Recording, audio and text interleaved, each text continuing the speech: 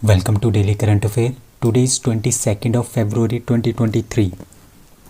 The question is, who has been appointed CEO of NITI Aayog? That is BVR Subramaniam. ठीक है, अभी क्या था, CEO ऑफ नीति आयोग कौन थे? वो थे परमेश्वरन अय्यर. अब क्या हुआ है, जो ये परमेश्वरन अय्यर है ये बन गए हैं executive director of world bank. ठीक है, एग्जीक्यूटिव डायरेक्टर बन गए हैं वर्ल्ड बैंक के. तो जो सीईओ थे परमेश्वरन अय्यर, जो नीति आयोग के सीईओ थे, उनको क्या करना पड़ेगा? उनको वॉशिंगटन डीसी जाना पड़ेगा वर्ल्ड बैंक का एग्जीक्यूटिव डायरेक्टर के ज्वाइनिंग के लिए. ठीक है, तो उनकी जगह पे किनको बनाया गया है CEO of NITI Aayog? That is BVR Subrahmanyam. ये इनकी फ़ोटो है. ठीक है, तो ये फॉर्मर IAS ऑफिसर हैं. ठीक है, तो ये इनको क्या बनाया है? Next chief executive officer of NITI आयोग. ठीक है, तो ये 1987 के IAS बैच है छत्तीसगढ़ कैडरे के.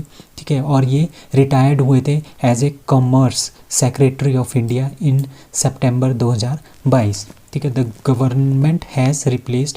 तो जब हमारे पास पहले क्या था, पहले था हमारे पास प्लानिंग कमीशन 2014 तक, और 1 जनवरी 2015 से क्या हुआ हमारे पास, प्लानिंग कमीशन का जो है एक नया प्लानिंग कमीशन को हटा दिया गया है. इसकी जगह पे नीति आयोग नाम की एक नई एजेंसी आ गई. इसका नाम है national institution for transforming India.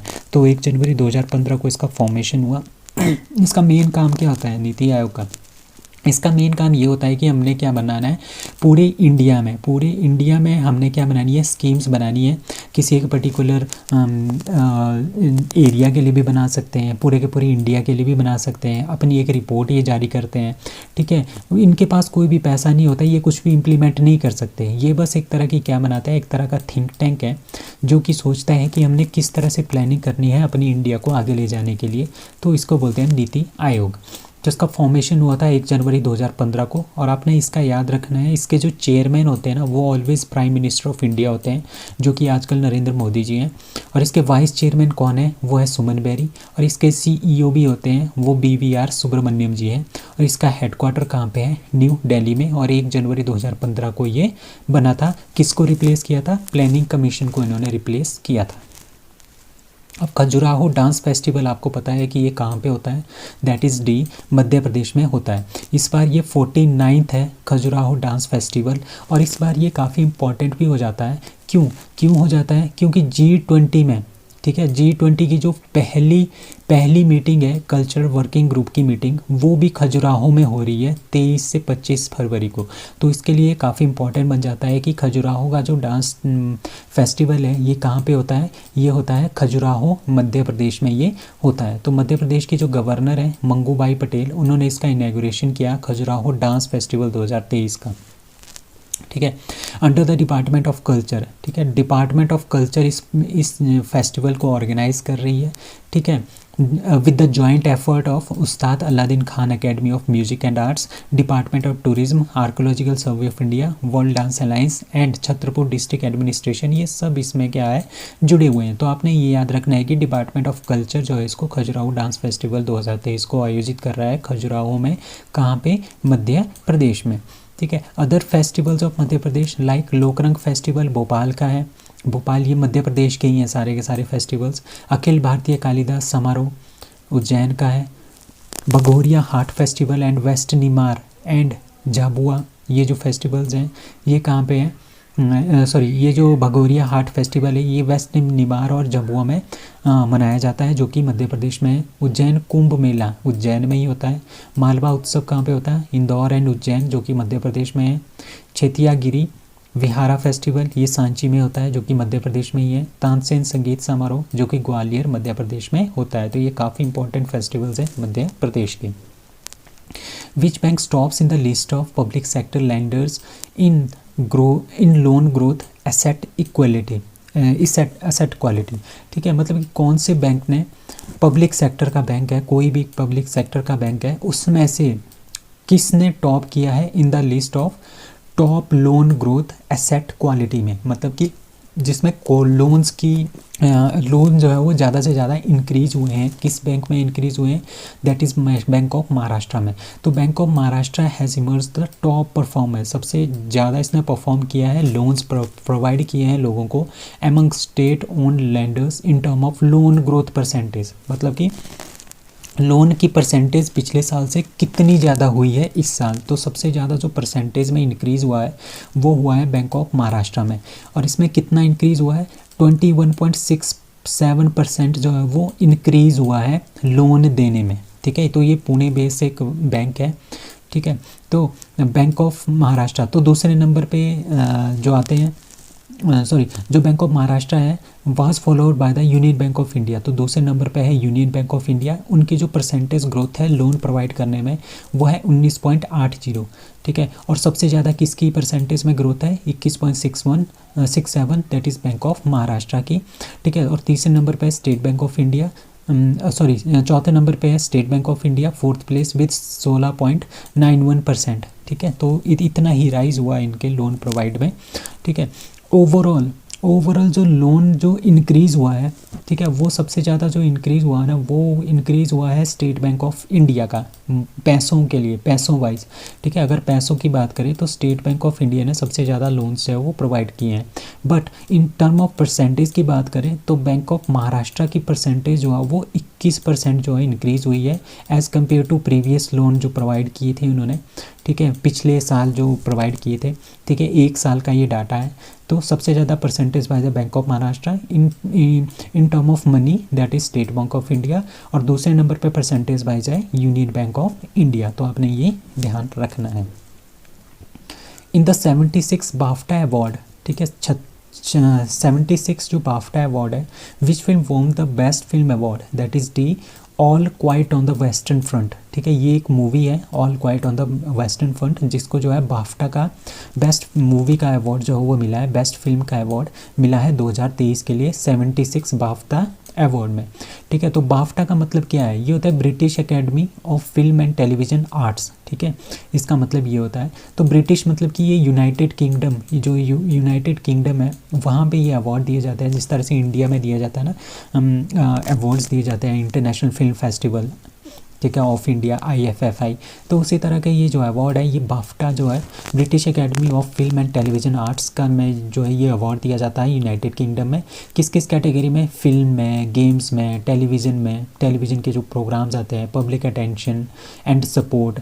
ठीक है, तो इस तरह की ग्रोथ इंक्रीज़ करना टैलेंट में। ठीक है, तो ये कहाँ दिया जाता, कहाँ पे दिया जाता है, UK में दिया जाता है, और इंटरनेशनली भी ये अवार्ड जो है दिया जाता है। इसमें इंटरनेशनल मूवीज़ या ड्रामाज भी ये लिस्ट कर सकते हैं। ठीक है, और इसमें जो अवार्ड्स हैं बेस्ट मूवी का वो मिला है all quite on the western front. ठीक है, लीडिंग एक्टर्स कौन है, केट ब्लैंकेट, ये इनका नाम है। तो कौन सी मूवी के लिए मिला है इनको, फॉर टार के लिए, ये एक ड्रामा है। लीडिंग एक्टर कौन है, ऑस्टिन बटलर, उनको मिला है एल्विस के लिए। ठीक है, बेस्ट डायरेक्टर कौन है, एडवर्ड बर्गर, किस मूवी के लिए मिला है, for all quite on the western front. तो ये काफ़ी इंपॉर्टेंट क्वेश्चन होने वाला है, आपने इसका याद रखना है कि बेस्ट मूवी कौन सी थी, all quite on the western front, और इसका कौन सा एडिशन है बाफ्टा अवार्ड का, 76वां एडिशन है। Pay now is a mobile payment method of which country, that is B Singapore. तो सिंगापुर का पे नाउ और इंडिया का UPI, इन दोनों ने क्या किया है, इन दोनों ने मर्ज किया है, एक दूसरे के साथ मिले हैं। ठीक है, एक दूसरे के साथ इन्होंने अपनी सर्विसेज को लिंक किया है, ताकि इंडिया का जो UPI है वो सिंगापुर में भी चल पड़े, और सिंगापुर का जो पे नाउ है वो इंडिया में भी चल पड़े। तो हम पेमेंट अब UPI के थ्रू भी कर सकते हैं और पे नाउ के थ्रू भी कर सकते हैं। ठीक है, तो इस तरह से क्या होगा, तो UPI एक मोबाइल पेमेंट है इंडिया का, और पे नाउ किसका है, सिंगापुर का है। तो ये कंट्रीज़ इन दोनों को क्या कर रही है, मर्ज कर रही है, लिंक कर रही है। ठीक है, दोनों ये आपस में लिंक करेंगे, तो इस तरह से क्या होगा, जो पेमेंट होगी, अब सपोज करो कुछ लोग हमारे सिंगापुर में काम कर रहे होंगे, ठीक है, उन्होंने पेमेंट करनी होगी, तो वो क्या कर सकते हैं, पे नाउ के थ्रू हमारे इंडिया में पैसे भेज सकते हैं। जैसे इंडिया से पैसे भेजने हो सिंगापुर को, तो हम UPI के थ्रू यहाँ से सिंगापुर भी पैसे जो है वो भेज सकते हैं, मतलब कि इंटरनेशनल ट्रांजैक्शन बहुत ईजी हो जाएगी।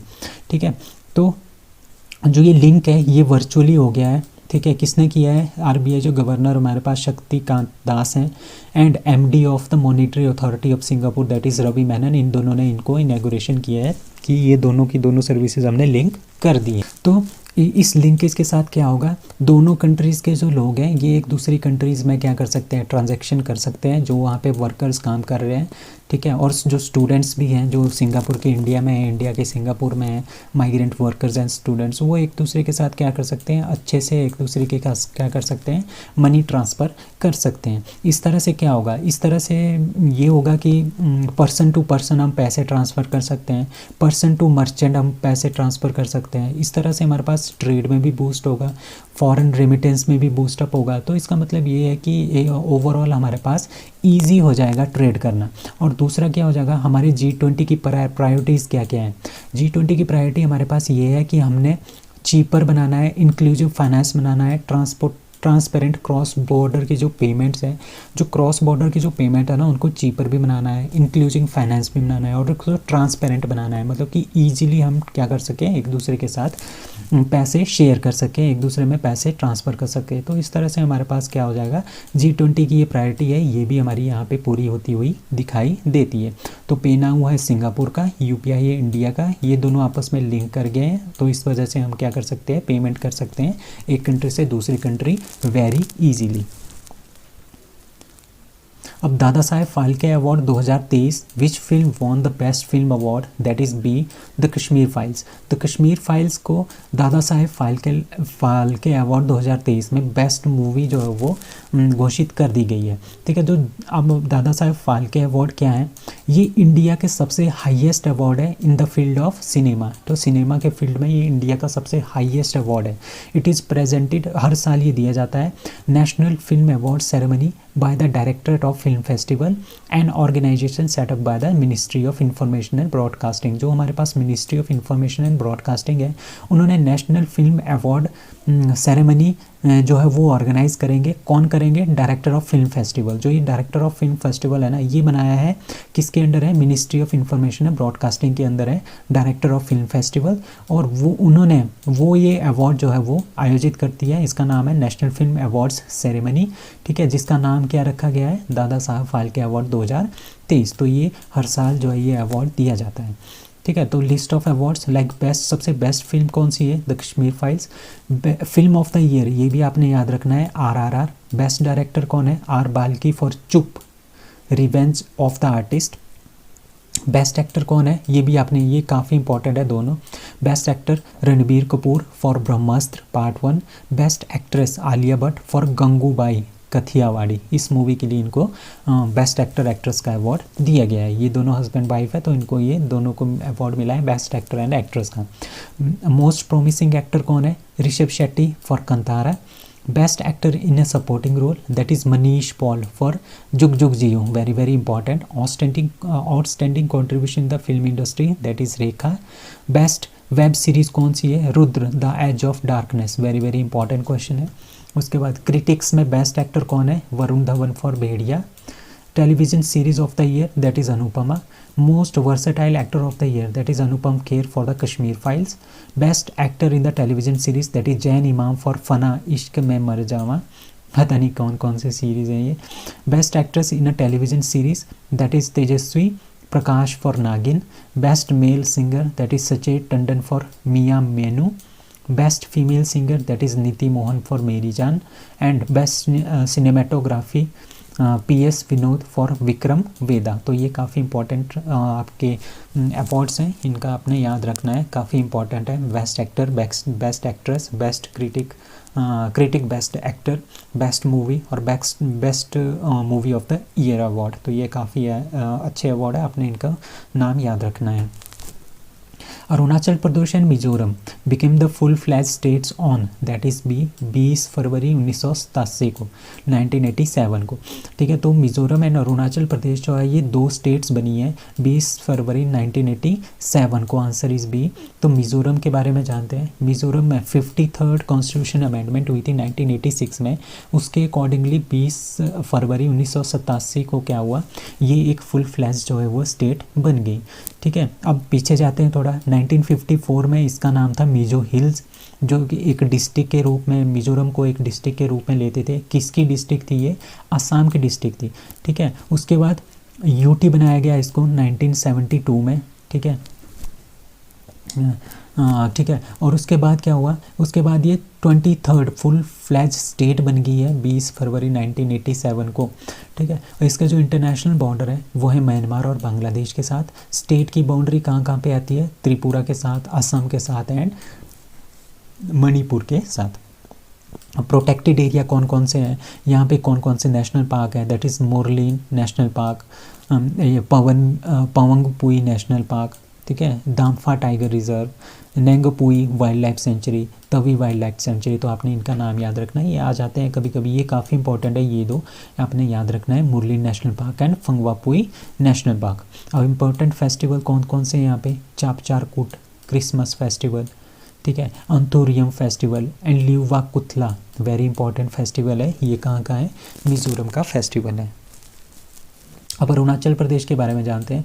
ड्यूरिंग द ब्रिटिश के टाइम में और ब्रिटिश के टाइम में और उसके बाद 1972 तक इस स्टेट को बोलते थे हम नॉर्थ ईस्ट फ्रंटियर एजेंसी, नेफा बोलते थे हम अरुणाचल प्रदेश को।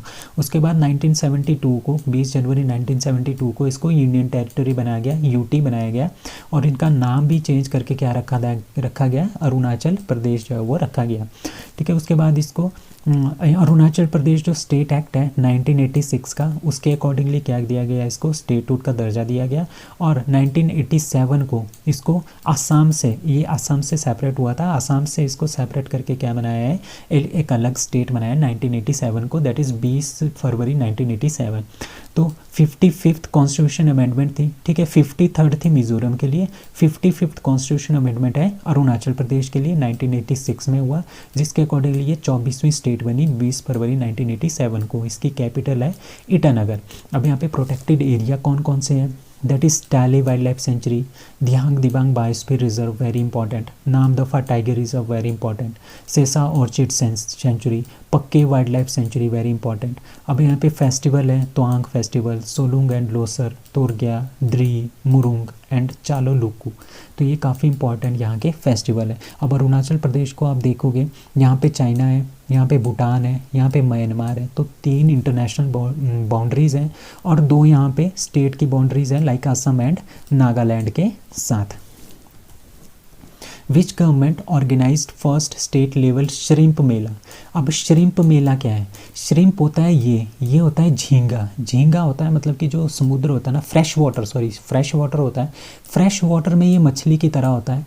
इसको हम खा भी सकते हैं, इसको हम खाते भी हैं, काफ़ी इसमें काफ़ी ज़्यादा इसको खाया भी जाता है, ठीक है। इसको बोलते हैं श्रिम्प, श्रिम्प मतलब कि इसको बोलते हैं झींगा, अपनी लैंग्वेज में हिंदी में झींगा बोलते हैं।